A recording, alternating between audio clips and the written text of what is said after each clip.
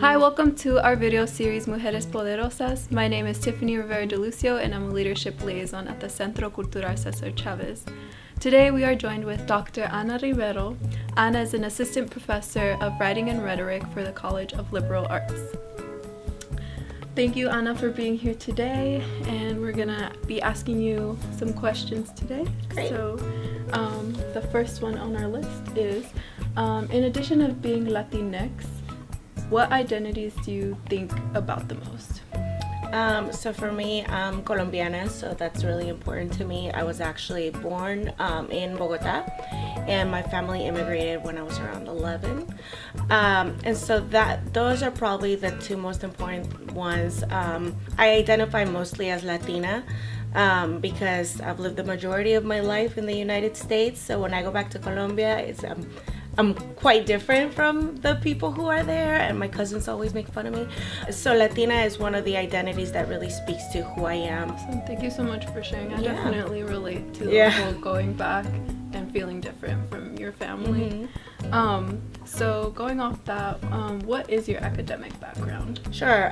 So I have a PhD in rhetoric and composition, and my interests are specifically in the rhetorics of social movements. And so what that means is I like to think about and analyze how language and symbols and images work to create a message of a social movement. So right now I'm working on a book about the Dreamers and dreamer activism, particularly during the Obama years. And so what I do is I'll take a look at some of the things that Dreamers were doing during the Obama administration to think about what choices they were making to reach their audience, what was their message, what were some of the implications of the things that they were saying and doing. And I think what I really think is important about that work is that it puts the work and the innovation and the imagination of dreamers front and center, because I think they were really doing and still are doing really innovative and important work that we need to consider. Well, that's super awesome. I look forward to hearing more about that. Great. I hope you read the book when it comes out. Yes, of course. So what do you enjoy most about being Latina? Everything. What do I enjoy the most?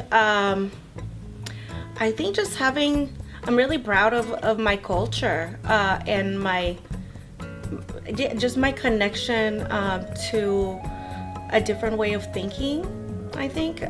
So the music, food, arts, but also the language is really important to me.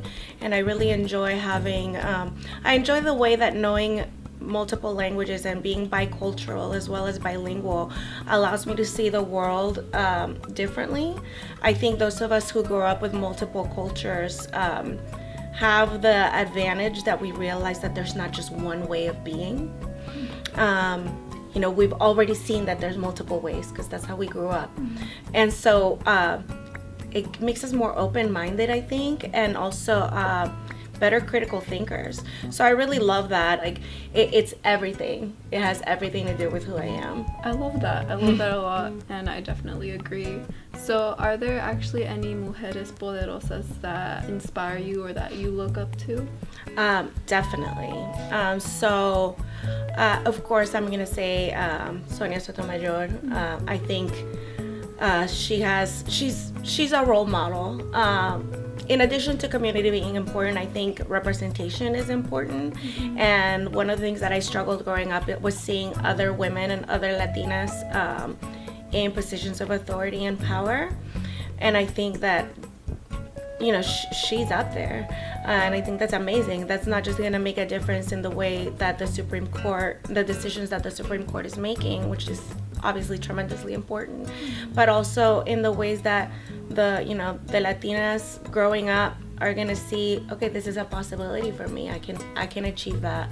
I think that's really important. I also really admire Maria Hinojosa. She's a journalist, and she does the podcast Latino USA, and she's, I think, probably one of the most important Latina journalists in the United States right now. She covers issues that have to do with the community in the United States, but also issues throughout Latin America, and she's fierce. Yeah, that's definitely very inspirational. Yeah. I admire that. You should check out that podcast. I will check out that podcast for sure.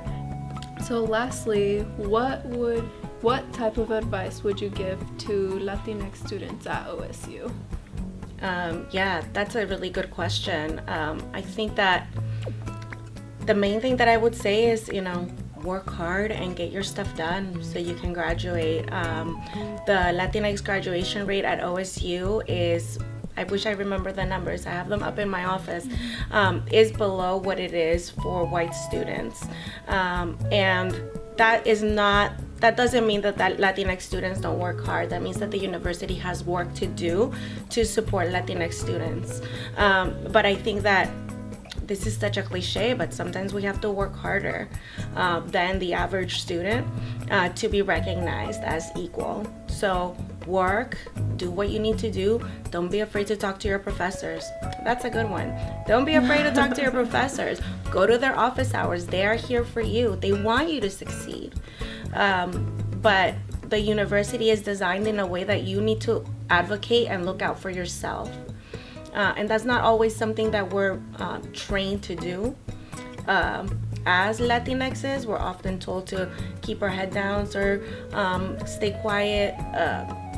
But the university needs you to speak up and advocate for yourself. Yeah, I definitely see that as well. And I feel like sometimes knowing that statistic even inspires us more to, want to succeed and, prosper in life. But thank you so much for answering all these questions. We're really happy that you were here and that you were able to participate in this, and I really enjoyed getting to know you more and learning about all of these things about you and getting that advice, because that advice also applies to me, and so that was really helpful. That concludes today's interview. Thank you all for watching, and please keep your eyes out for more videos from our Mujeres Poderosas video series.